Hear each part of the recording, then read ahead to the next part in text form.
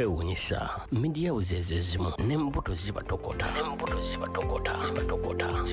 Pearl FM emyaka 12 gwamaddala sajja kudde iyongeza akalimi ka rediyo yo wekagwereyo.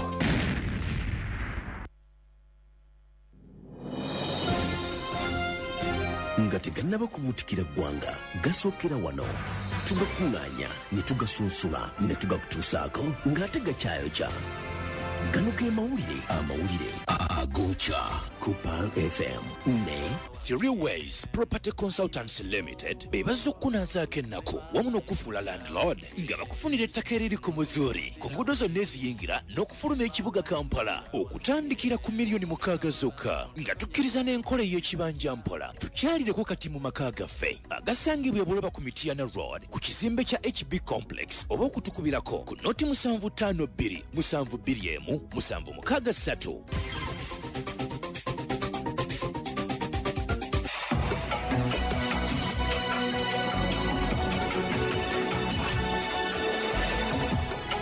النشرة الإخبارية gano ge mawulire ku Pearl FM.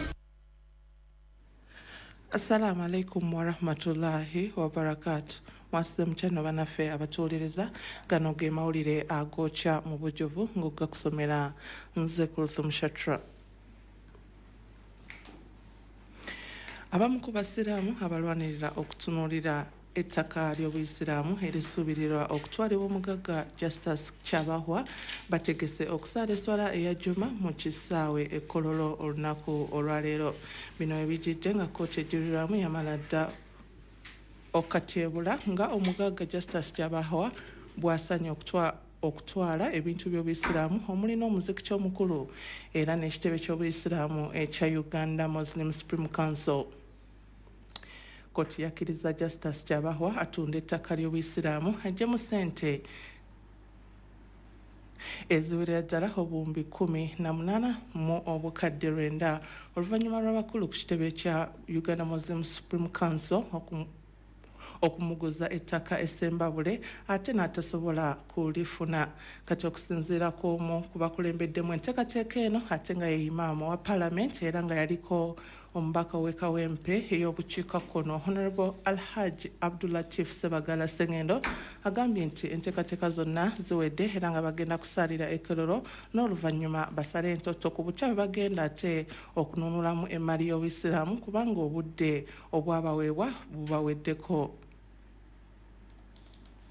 Nga bwe mumanyi mwenna enteekateeka y'olwaleero ey'ejjuma tugenda gisaalira Kololo ku kisaawe ky'eggwanga era mujjukira tonako olw'emmande nawandiikira bannannyini kisaawe n'empandiikira ku bapoliisi obategeeza ku nsonga eno era enteekateeka zigenze mu maaso ez'okulaba nti olwaleero tusaalira awo era zinagenda okubeera ssaawa 4 abasiraamu bwenna tubakunga mubere nga mujje Kololo era tubasaba mujje n'emisaalo kubanga twetaaga tubeere n'emisaalo kuba tulina nteekateeka yagamba nti tusobola ofuna emisaalo buli omu gy'anaasaalirako buli n'omusaalo gwe ejjuma ejja kuba ya bukkakkamu ya ddembe tufune kutuba tufune ababagozi bagenda kubeera 4 oba 5 n'oluvannyuma tusaale entotto butya butuyinza okutaasa emmali y'Obusiraamu. Ekigendwa ky'ejjuma eno ffenna enjawukana twazizizza wabbali mu by'obufuzi mu by'obukulembeze mu by'amasaala naye twetaaga kusooka kununula maali ya Busiraamu nga mulimu n'ekitebe ky'Obusiraamu. N'olwekyo bakunga mujje mu bungi tubeere nga tusaala era tubeere nga tusala amagezi ag'okutaasa ebintu by'Obusiraamu obutatundwa ku nnyondo. Mujjukire tusigaze ennaku 14 okulaba nga ensonga eno tugijja mu ddiiro kubanga 24 bajja kuba batandise.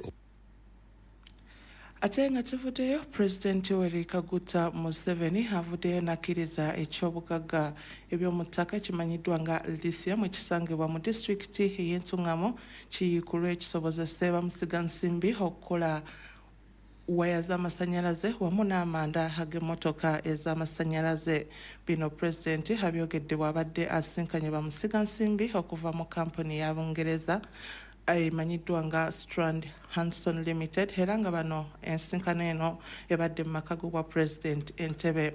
Pulezidenti abategeezezza nga Uganda bwe yatandika okukola emmotoka ezikozesa amasannyalaze naye nga mu kiseera kino amanda ga battery ag'emmotoka zino gaggyibwa bunaayira nga kino kyongera ku muwendo gwa ssente ezeetaagibwa okukola emmotoka zino. President Museveni bano abasuubiza nga wagenda okufuna akatale akamanda gaabwe era n'abasuubiza nti agenda bakwataganya ne kampuni ya Kira Motors ekola emmotoka ez'amasannyalaze. Museveni era asuubiza bamusiga nsimbi nga ministry evunaanyizibwa ku by'obugagga eby'omutaka bwegenda okubafunira license okutandika okuyikula ekyobugagga ekya lithium bwe batyo basobole okutandika okukola mu bunnambiro. Kati okusinziira ku John Kirk ng'ono yakiikiridde kampuni ya Strand Hanson Limited ategeezezza President Museveni nga bwe bamaze dda okuzuula ekifo we bagenda okusima lithium mu bitundu eby'entuŋŋamu era nga kati balindiridde license ogenda okubaweebwa okusobola ate okutandika omulimu guno. Johnny Kirk era ayongeddeko n'ategeeza nga bwe bagenda okuteekawo ekkolero erya battery zino babeere ng'ate basobola okutwala lithium wabula ng'ate n'amanda ga battery eza emmotoka ezikozesa amasannyalaze. Ate nga tuvuddeyo era abalwanirizi b'eddembe ly'abaana bavuddeyo ne bawanjagira gavumenti okuvaayo okufulumya ebibalo ssaako n'emiwendo egikwata ku baana abaliko obulemu abatulugunyizibwa ab'eŋŋanda zaabwe wamu ne mu bitundu gye bawangalira. Okusinziira ku Damon Wamala ng'ono ye ssenkulu ow'ekibiina ky'obwannakyewa ekya Uganda Child Rights NGO Network agambye nti abaana bangi batulugunyizibwa ebitagambika ate nga tebasobola kufuna bubaka bukwata ku nsonga zaabwe olw'embeera ate gye balimu.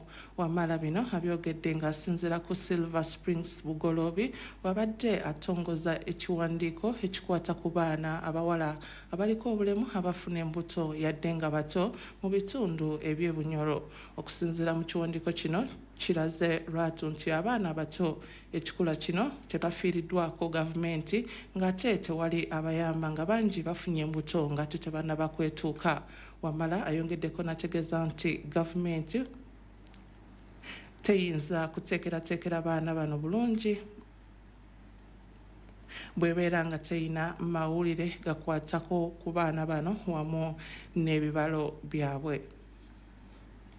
There are no statistics that can easily be tracked by the district and by the region to actualize and help us appreciate the gravity of the issue. All we have are the one cases that come up, and all we know is that with the fact of these children living with disabilities, by the mere fact that they are born with disabilities, are hidden away from the community, are hidden away from the society. And now when they do get pregnant and they do have children with them, they are further hidden from the society because it is a big shame to see that their children have been impregnated. So we find that there is no statistics, there is no adequate statistics that can show us and help us appreciate the gravity of the issue. Ekiwandiiko kiraga nti n'ekitundu ekya Bunyoro naddala disitulikiti okuli Buliisa, Hoima, Kagadi, Kakuumiro, Kibaale, Kiryandongo ne Masindi tezirina bibalo bikwata ku tulugunya kw'abaana abaliko obulemu wadde nga emize gino mingi nnyo mu bitundu ebyo. Abaana abaliko obulemu batuusibwako okutulugunyizibwa okw'enjawulo nga muno mulimu okuli physical, visual saako n'okw'obwongo oba kuyite mental challenge.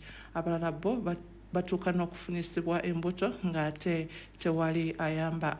Kati okusinziira ku Ssenkulu ow'ekibiina ky'obwannakyewa ekimanyiddwa nga Hoima Network of Children, Catherine Kobusinje, agambye nti abaana bangi abaliko obulemu abatuusibwako okulinnyirirwa kw'eddembe lyabwe wadde nga bangi emisango gyabwe tegituuka mu mbuga z'amateeka. First and foremost, the service providers are not aware of the diverse disabilities and the diverse needs of these young girls. That is a big challenge. Another one is the lack of data at all levels is actually hindering these girls access reproductive and health rights information. The girls with disabilities are viewed as a second-hand citizen who deserve just mercy and help. And instead of empowering them to live independently, people will just talk about them, laugh, and go. Ye Commissioner okuva mu Ministry ekikula ky'abantu avunaanyizibwa ku nsonga z'abaana Mondo Kyateeka agambye nti gavumenti neteefuteefu okulaba ng'eteekawo embeera ennungamu esobola okuyamba abaana abaliko obulemu mu ggwanga. Kyateeka avumiridde nnyo n'abaami abakira abaana bano ne babakaka omukwano ate ne babafunisa n'embuto. The brief brings out salient issues that people take advantage of the vulnerable people, especially the vulnerable children. I refuse to call them girls because many times these are still just children. And when you say children, somebody would understand that these are below the age of 18. They take advantage of the situation in which these people are, defile them, and thereafter run away. That's behaving like a bitch or a swine if somebody does such a thing. This country is endowed with so many beautiful women who are of age. There is no reason a sane man would go to a child, let alone a child with a disability. And so to me, I want to call upon everybody concerned, right from LC1, LC5, the police, the judiciary, the entire justice system, to take this as a big crime against humanity. I've said before that finding a child in the labor ward, not being born, but giving birth, is the worst of the worstest crimes. Okusinziira ku alipoota eya ministry evunaanyizibwa ku kikula ky'abantu ey'omwaka 2021 eraga nti abaana ebitundu 5.82 ku buli 100 baliko obulemu ku mibiri gyabwe. Ne mu gookya amalala ge tulina, minisita omubeezi w'ensonga z'omunda mu ggwanga David Muhoozi akakasizza nga bwe bagenda okuyiga abantu abajja abaana e Karamoja ne babayiwa ku nguudo mu Kampala okusobola okusabiriza ssente. Abyogeredde mu kakiiko ka Paalamenti akalondoola ebyokwerinda mu ggwanga bwe yabadde akulembeddemu ekitongole ekivunaanyizibwa ku nsonga z'omunda mu ggwanga ekya poliisi n'amakomera okwekenneenya engeri gye basaasaanyamu ssente ezaabaweebwa gavumenti mu mwaka ogw'embalirira gw'ebyensimbi ogwa 2022-2023. Akakasizza omuwendo gw'abaana ku nguudo okweyongera nga n'ekisinga okuba bobbya omutwe buli mwaka abaana ate beeyongera ku nguudo ng'ate babakwata ne babazaayo mu bitundu byabwe. Ku mulundi guno agambye nti beeteefuteefu okulaba nga abaana bano babamalawo ku nguudo. Chair, I observed we should have an old government, and I think we need to address this one from the perspective of law enforcement and intelligence, because these people, it seems, are known, and we need to tackle it head on instead of just taking back these children and then they come back.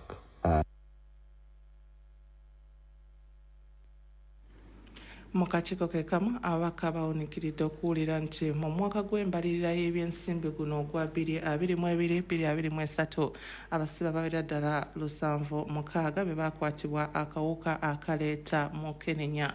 Ati okusinziira ku amyuka kamishona akulira ebyobulamu mu makomera Dr. James Kisambu ategeezezza nti kino kivudde ku basibe okugabana ebintu naddala nga bali mu makomera ag'enjawulo. Mr. Chair, health services standards are determined by the Ministry of Health, and that's exactly what we follow, voluntary. So what do you do? Voluntary, that's what we do. Of what? Testing for HIV/AIDS. Mm-hmm. We cancel everyone as they come in. How about other illnesses other than HIV? Okay, on entry, we have a range of illnesses that we examine. So you do general examination, exactly, which is mandatory, but when it comes to HIV, it is voluntary. Is that true? We do not provide mandatory services. We do an assessment for those who want. It's optional. Kino kitabudde ababaka okuli Gerard Remulicha Ibanda ow'Entoroko County n'abalala ne beewuunya Dr. Kisambu okuba omwerabize ekisusse bamulumiriza okulabikako mu Paalamenti gye buvuddeko bwe baali batema empenda ey'okulwanisaamu akawuka ka siriimu okusaasaana mu makomera bwe yabategeeza nti buli musibe atwalibwa mu komera asooka kuggyibwako musaayi. What we had that you do mandatory, whether you can dispute that today.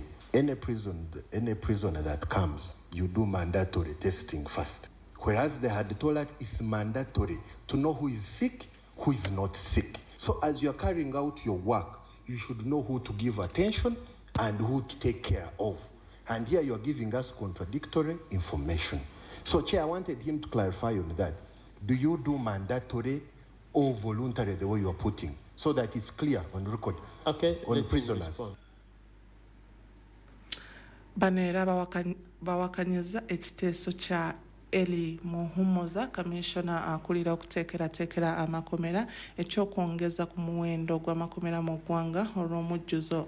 Ne bamutegeeza nti tekisaanidde wabula batwale obuvunaanyizibwa basomese ebitundu nga bali wamu ne bannaddiini ku ngeri abantu gye basaanye okweyisaamu okwewala ate obulwadde buno. Their main task is to rehabilitate prisoners, the offenders, such that if they focus on rehabilitation, we shall not be talking about issues of congestion, because these people who are rehabilitated will go back to society and become change agents to the extent that they will be able to address the issues of criminality and immorality within their society. Then I'm talking about at the policy level. We have so many mushrooming church religious institutions. We have so many mosques. We have so many Christian entities. What is the function of these religious institutions in society? Ate watuvaako mmawulire gaffe ag'ebyobusuubuzi. Business News. Gano ge mawulire g'ebyobusuubuzi. Wano ku 17.9 Pearl FM. Ekkula ly'omuntu wa bulijjo. Abasuubuzi b'ebyennyanja balaajanidde gavumenti olw'ebisanizo n'omusolo ogubasolezebwa ku byennyanja kye bagambye nti basomoozebwa kinene nga naddala mu kiseera kino. Yasin Subuga, omusuubuzi w'ebyennyanja wano mu Kampala, agamba nti okuva gavumenti lw'yateekayo ebiragiro ebikakali ku myalo egy'enjawulo, ebyennyanja byakendeera obungi ate nga n'abo basobodde okufuna ebyennyanja babiteekako omusolo mungi, ekintu ate kibalemesezza okutambuza omulimu gwabwe. Bwe batyo ne basaba gavumenti okuddamu okwetegereza embeera eno. Mbeera gye birimu entambula yabyo si nnungi. Olwedde ebyennyanja kati byalinya bya bbeeyi. Enkyukakyuka y'ebyennyanja eringa $, olwaleero ekyuka n'entera n'ekyuka. Tekiri pamanti nti nekifuna buli kanaku ddeyire. Ate nga tolina bw'okyusa muntu muga nti leero kati kyalinnye ogenda okukola bwoti. Tulina kuguma bugumi. Wakati essaawa eno twali tuliko emabegako awo nga tulaba nti amafuta gagenda gakka. Kuba n'ebyennyanja bino babitambulirako ku lyato ate amaato gakozesa mafuta. Kati amafuta emyaka eziwadde gagenda gakka ate kati essaawa eno buli amafuta we galinnya n'ekyennyanja kirinnya okusinziira enkwata yaakyo, kuba abakikwata bakozesa mataala n'amafuta nga bakikola nga bakifuna. Ekyandibadde kikolebwa gavumenti kwe kubeera nekendeeza ku bbeeyi y'ebintu n'omusolo ekyennyanja kyo kyalina musolo. Oli bw'okituuka asukako ebya layisinsi eriwa kyatambudde kitya wakijjeewa, ensonga luli tebyalinga we. Ate we tuvaako ne mu mawulire gaffe ag'ebyemizannyo. Bino by'ebyemizannyo mugookya ag'essaawa eno. Okuvaako mu kikopo ekya liigi y'Obungereza, the English Premier League, emipiira egyazanyiddwa mu kiro ekikesezza olunaku olwaleero gyaweddewo giki. Ettiimu ya Everton yakubye ettiimu ya Newcastle goal 3-0, ate ettiimu ya Tottenham yakubiddwa West Ham goal 2-1. Kati mu kiseera kino ekimeeza kiyimiridde bwe kiti. Ttiimu ya Arsenal eri waggulu n'obubonero 36, ttiimu ya Liverpool neddako n'obubonero 34, ttiimu ya Aston Villa neddako n'obubonero 32, ate ttiimu ya Manchester City eri mu kyakuna n'obubonero 3, ttiimu ya Tottenham eri mu kyakutaano n'obubonero 27, ate ttiimu ya Manchester United eri mu kyamukaaga n'obubonero 27, yo ttiimu ya Newcastle eri mu kyamusanvu n'obubonero 26. Bwe gatyo gabadde agookya mu bujjuvu ag'essaawa eno. Mbadde Kuluthum Shatrah gakusomera, sigala ku mukutu Pearl FM. Assalamu alaikum wa rahmatullahi wa barakatuh. ago gegabadde amawulire Agookya Ku Pearl FM ne Three Ways Property Consultants Limited bebaza okunazaako ennaku wamu n'okufuula landlord nga bakufunira ettaka eriri ku muzuuri ku nguudo zonna eziyingira n'okufuluma ekibuga Kampala okutandikira ku miliyoni 6 zokka nga tukkiriza n'enkola ey'ekibanja mpola tukyalireko kati mu maka gaffe agasangibwa Buloba ku Mityana Road ku kizimbe kya HB Complex oba okutukubirako ku noti 752 721 763. Keep to the station 107.9 Pearl FM.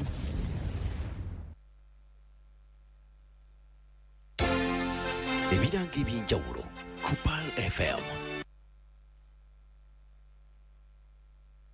Assalamu alaikum wa rahmatullahi wa barakatuh. Ebirango eby'enjawulo ng'okubikusomera nze Kuluthum Shatrah. Jamia Tabligh Dawat Asalafiya Division Amiro wa Bombo Division Muhammad Sentamo ne Division Amiro wa Lubaga Division Sheikh Habib Sekisambo bayita abasiramu ba Uganda mwena mu darasa gagadde genda okubeerawo ebbombo ku 21 ku Masjid Salaf ng'ennaku z'omwezi 10 Desemba darusi ejja kutandika ku ssaawa 3 ez'okumakya paka ssaawa 11 ez'akawungeezi. Okumanya ebisingawo kubira Sheikh Secheya Mabashir ku noti 75298 noti 553 ne Sheikh Senfuma Muhammad ku noti 7 noti 329 aba Indian Institute of Health Science and Allied Sciences abasangibwa Wandegeya bakowola abayizi abasiniya ey'okuna ne siniya ey'okumukaaga okubegattako mu masomo gano wamanga mu lusoma lwa January omuli diploma in nursing, diploma in midwifery, diploma in pharmacy, diploma in clinical medical, diploma in medical laboratory ne certificates. Bano basangibwa Wandegeya era nga okubasa abetaaze basange ku Wandegeya awo maaso aga YMCA oba bakubire ku noti 756 oba noti 774 management ne staff ya Ibn Hamis